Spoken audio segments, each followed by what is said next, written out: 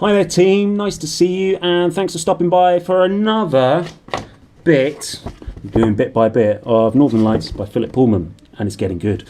So, we're going to have a speedy read. I have 15 minutes exactly, and then I've got to dash away. So, my knee.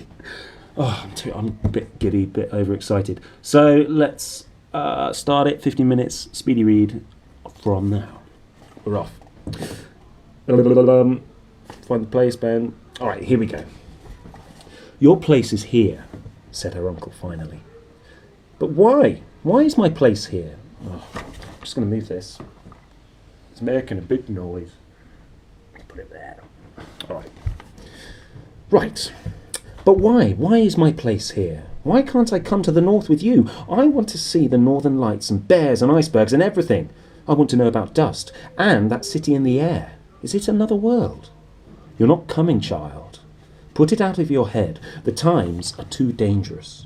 Do as you're told and go to bed. And if you're a good girl, I'll bring you back a walrus tusk with some Eskimo carving on it. Don't argue any more, or I shall be angry. And his demon growled with a deep, savage rumble that made Lyra suddenly aware of what it would be like to have teeth meeting her throat.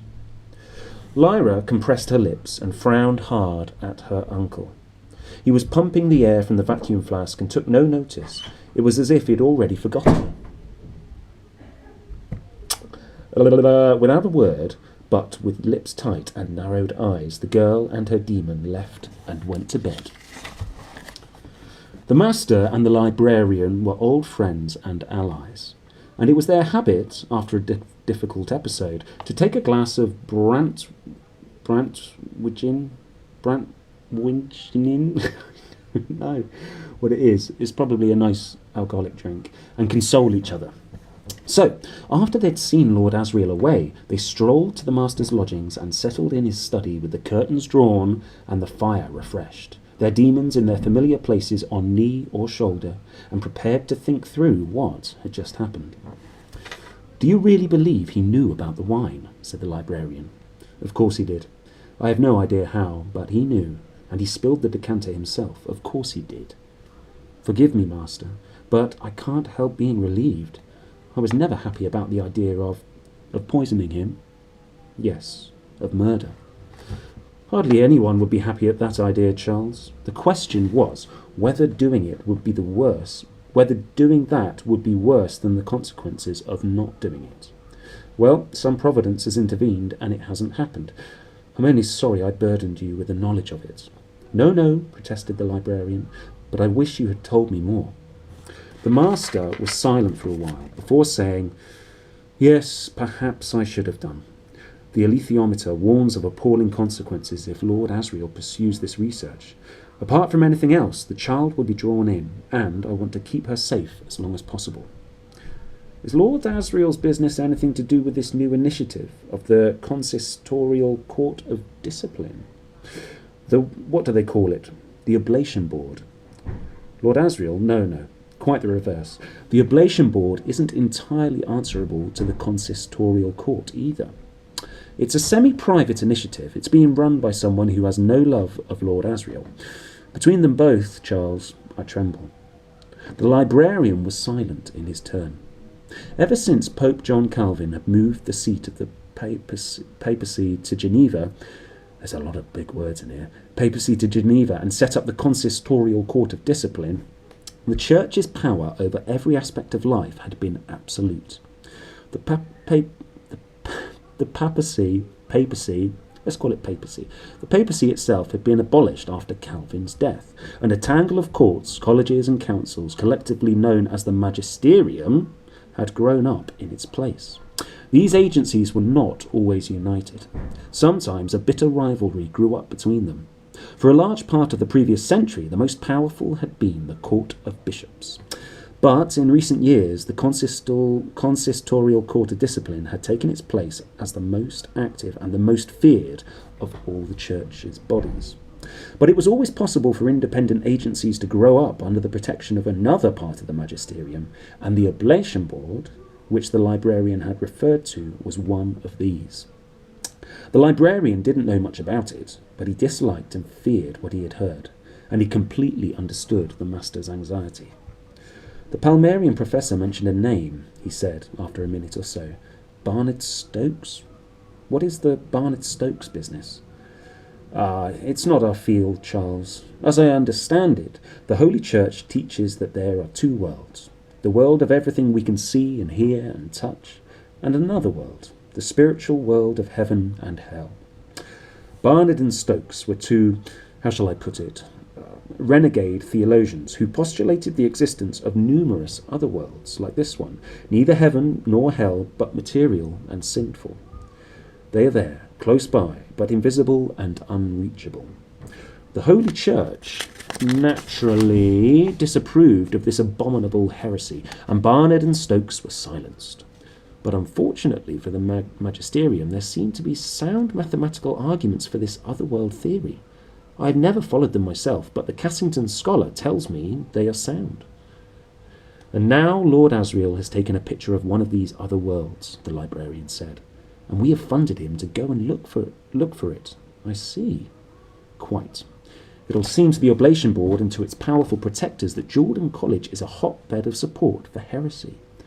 And between the consistorial court and the Oblation Board, Charles, I have to keep a balance, and meanwhile the child is growing. They won't have forgotten her. Sooner or later she would have become involved, but she'll be drawn in now whether I want to protect her or not. But how do you know that, for God's sake? The alethiometer again? Yes, Lyra has a part to play in all this, and a major one. The irony is that she must do it all without realising what she's doing. She can be helped, though, and if my plan with the Tokay had succeeded, she would have been safe a little longer. I would have liked to spare her a journey to the north. I wish above all things that I were able to explain it to her. She wouldn't listen, the librarian said. I know her ways only too well. Try to tell her anything serious, and she'll half listen for 5 minutes and then start fidgeting. And quiz her about it the next time, and she'll have completely forgotten. If I talked to her about dust, you don't think she'd listen to that? The librarian made a noise to indicate how unlikely he thought that was. Why on earth should she? He said. Why should a distant theological riddle interest a healthy, thoughtless child? Because of what she must experience. Part of that includes a great betrayal. Who's going to betray her? No, that's the saddest thing.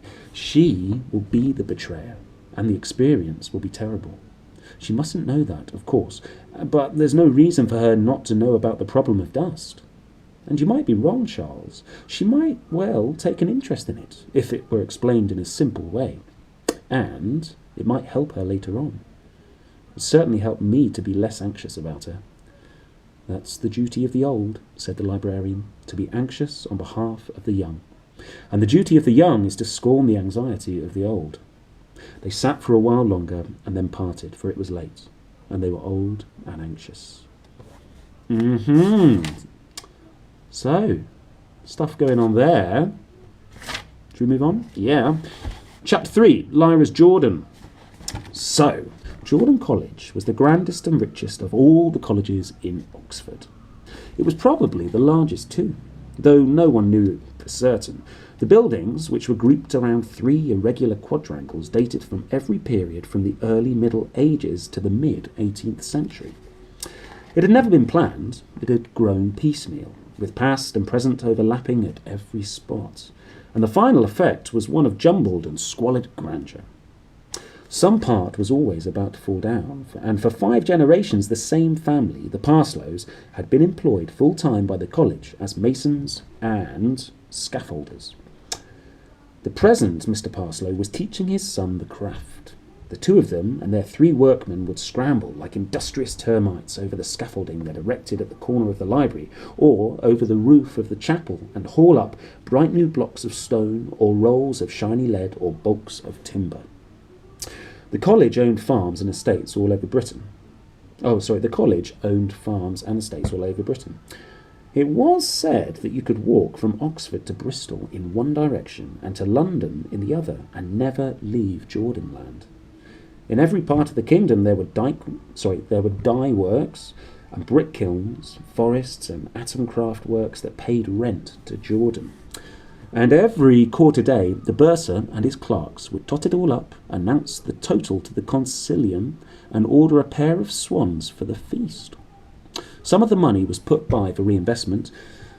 Consilium had just approved the purchase of an office block in Manchester, and the rest was used to pay the scholars' modest stipends and the wages of the servants and the Parslows, and the other dozen or so families of craftsmen and traders who served the college, to keep the wine cellar richly filled, to buy books and ambarographs for the immense library that filled one side of the Melrose quadrangle, and extended burrow-like for several floors beneath the ground, and, not least, to buy the latest philosophical apparatus to equip the chapel. It was important to keep the chapel up to date because Jordan College had no other rival, either in Europe or in New France, as a centre of experimental theology. Lyra knew that much, at least. She was proud of her college's eminence and liked to boast of it to the various urchins and ragamuffins she played with by the canals or the clay beds, and she regarded visiting scholars and eminent professors from elsewhere with pitying scorn, because they didn't belong to Jordan, and so must know less, poor things, than the humblest of Jordan's under-scholars. Right, big shakes. As for what experimental theology was, Lyra had no more idea than the urchins. She had formed the notion that it was concerned with magic, with the movements of the stars and planets, with tiny particles of matter. But that was just guesswork, really. Probably the stars had demons just as humans did. And experimental theology involved talking to them. Lyra imagined the chaplain speaking loftily, listening to the stars' demons' remarks, and then nodding judiciously or shaking his head in regret. But what might be passing between them she couldn't conceive. Nor was she particularly interested in many ways. Oh, that's fine, man. That's fine. No. In many ways, Lyra was a barbarian. What she liked best was clambering over the college roofs with Roger, the kitchen boy, who was her particular friend, to spit plumstones on the heads of passing scholars, or to hoot like owls outside a window where a tutorial was going on, or racing through the narrow streets, or stealing apples from the market, or waging war. Just as she was unaware of the hidden currents of politics running below the surface of college affairs, so the scholars, for their part, would have been unable to see the rich, seething stew of alliances and enmities and enmities and feuds and treaties, which was a child's life in Oxford. Children playing together. How pleasant to see. What could be more innocent and charming? In fact, of course, Lyra and her peers were engaged in deadly warfare. First, the children, young servants, and the children of servants and Lyra of one college waged war on those of another. But this enmity was swept aside when the town children attacked a colleger. Then all the colleges banded together and went into battle against the townies. This rivalry was hundreds of years old and very deep and satisfying. But even this was forgotten when the other enemies threatened. One enemy was perennial. The brick burners' children who lived by the clay beds and were despised by the colleges and townies alike. Last year, Lyra and some townies had made a temporary truce and raided the clay beds, pelting the brick burners' children with lumps of heavy clay and tipping over the soggy castle that they'd built, before rolling them over and over in the clinging substance they lived by until victors and vanquished alike resembled a flock of shrieking golems.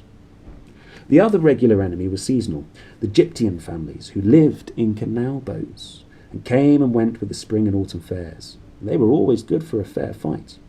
There was one family of Gyptians in particular who regularly returned to the mooring in that part of the city known as Jericho, with whom she had been feuding ever since she could first throw a stone. When they were last in Oxford, she and Roger and some of the other kitchen boys from Jordan and St. Michael's College had laid an ambush for them, throwing mud at their brightly painted narrowboat until the whole family came out to chase them away. At which point, the reserve squadron...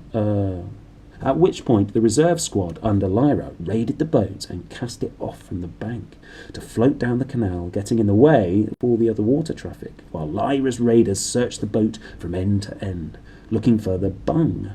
Don't know what a bung is. Lyra firmly believed in this bung.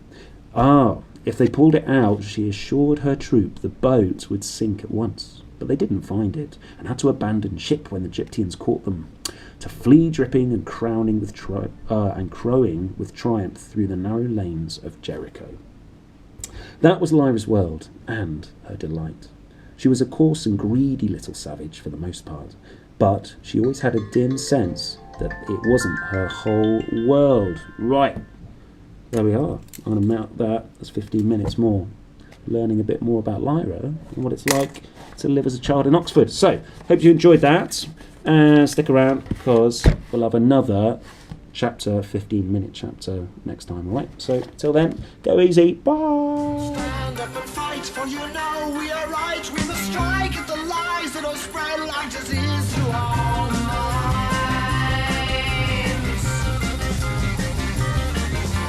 Soon we'll have